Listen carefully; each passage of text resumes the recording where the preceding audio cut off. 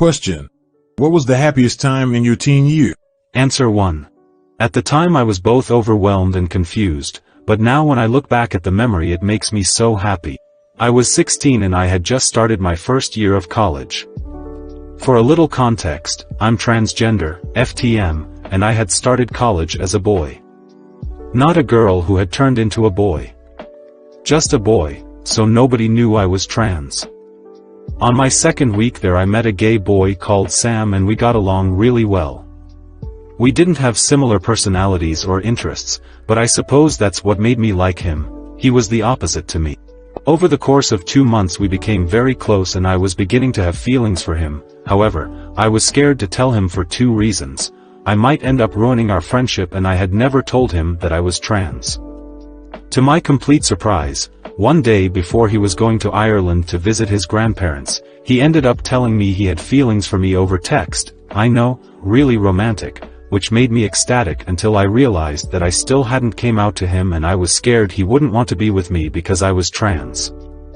I ended up telling him that I needed time to think and I feel extremely bad about it now because he later told me that he was absolutely devastated and thought that I hated him. We ended up not talking for about 3 or 4 days and it probably would have lasted longer if he hadn't Skyped me while he was away. At first the call was awkward because neither of us really knew what to say, but he ended up going on about how if I didn't like him back then that was fine and he just wanted us to forget this ever happened because he didn't want it to ruin our friendship. I reluctantly told him that that wasn't the reason I was being so distant and he became really confused. Long story short, I ended up crying and looking like an absolute mess over a Skype call to the guy I had a crush on. He was obviously concerned and kept asking me why I was crying and eventually I ended up coming out to him. He just laughed and said, "Did you seriously think that would make me like you any less?" I was so confused and embarrassed and happy all at the same time. Towards the end of my high school life, when I came out as trans and changed my name and pronouns and stuff, I was bullied and put down for being trans. Some of my family didn't even accept me, so hearing him say that made me so overwhelmed. Usually people wouldn't give me a chance because I was trans, hence why I hadn't been in a relationship before this one, so you can't imagine how happy I was. This was by far the happiest and most embarrassing memory from my teen years. I'm 20 now and I am still with Sam. We live together with our child, dog, and I couldn't be happy. Answer 2. My first kiss. I was 13 and so happy I started to cry. She saw me and she started to cry. So there we were, 2 13-year-old kids crying and hugging each other after our first kiss. We had been together for a year. We had kissed each other on the cheek before, but this was the first time on the lips. It's like our relationship was sealed with a kiss. Answer 3. As a 30-year-old man, my best moment as a teenager was when I received my acceptance letter to my dream university. It was a culmination of years of hard work, dedication, and countless hours of studying and preparing for exams. When that letter arrived, I felt an overwhelming sense of accomplishment and excitement for the future. It was a validation of my efforts and a recognition of my academic achievements. The moment was filled with joy and relief, knowing that my dreams and aspirations were within reach. This milestone not only opened doors for higher education, but also marked a significant step towards shaping my future career and personal growth. Answer 4. In high school I did drama, and in November we would go to competitions with other high schools in the state. We would travel to different universities, stay in a hotel and share rooms with our friends. The air was always so crisp and cold, and upstate South Carolina was so pretty compared to the coast, where I live. The leaves would be changing colors, the air would smell like burning firewood and apples, and my parents gave me $40 to get Starbucks for the 3 days I was there. Me and my friends would go to the university bookstore and steal their t-shirts and hoodies, and we would spend all day watching plays and gossiping about our drama class drama. In high school my home life was starting to suck. It was really good to get away and just be with friends. Even though we never won, some of my friends won All-Star Cast Awards. The lunch was always nasty too, but I wish I could go back. It's been 3 years since my last state's competition and it makes me sad. Answer 5. I am a teenager, so I guess I'm qualified to answer this question. Oh, man. I've been waiting to talk about this memory for forever.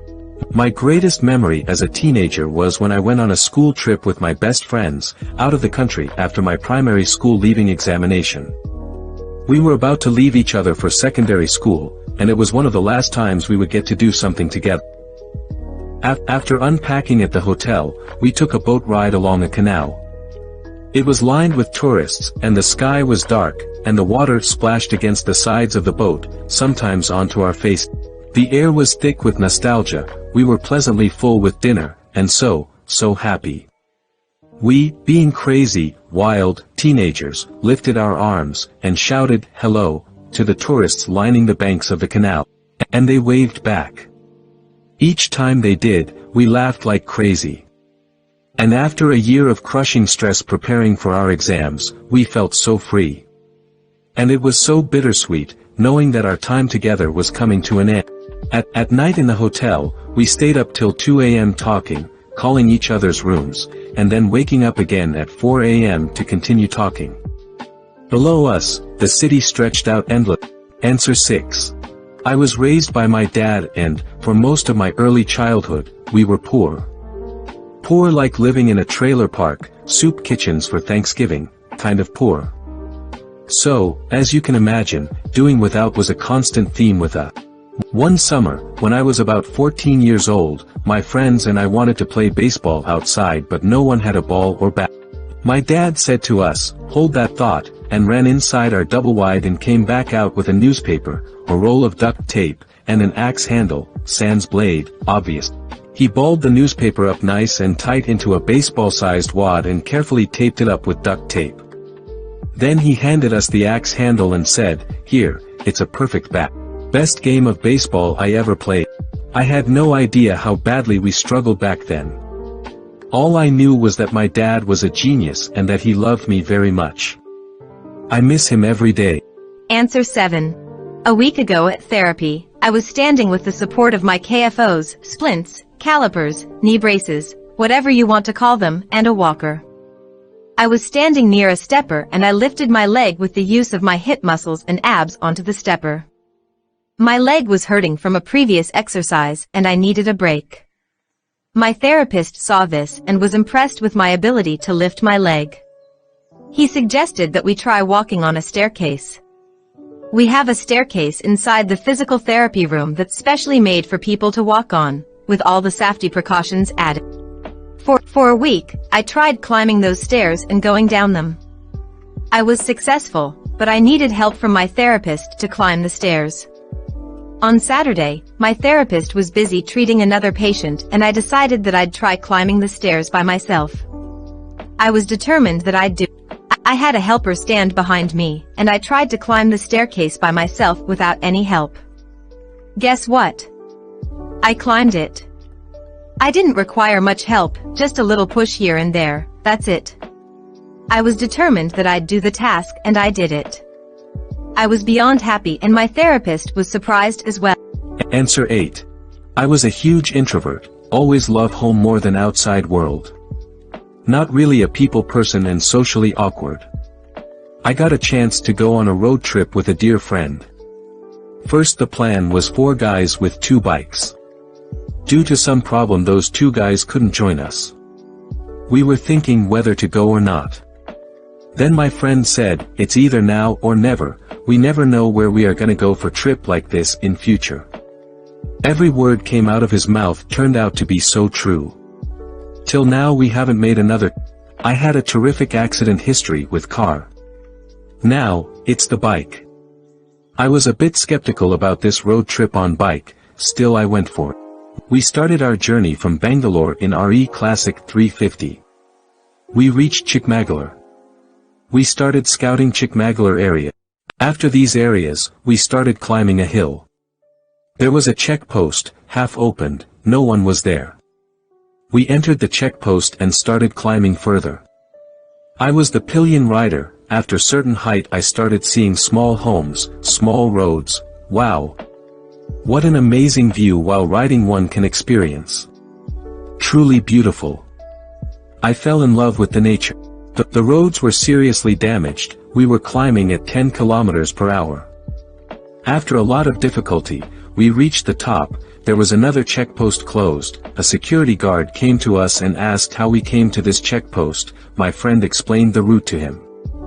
The guard then told that route is not recommended because of the poor road condition and no one is using it now, it's almost closed. We were glad that we made to the top.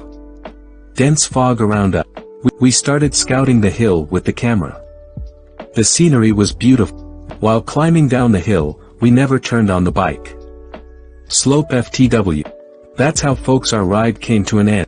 It just takes one trip with your best buddy to connect yourself with the nature. You should try this at least once in your lifetime. These are all the interesting answers. If you enjoyed this video, don't forget to like, subscribe, and join our vibrant community. If you want more, ask, answer, and share.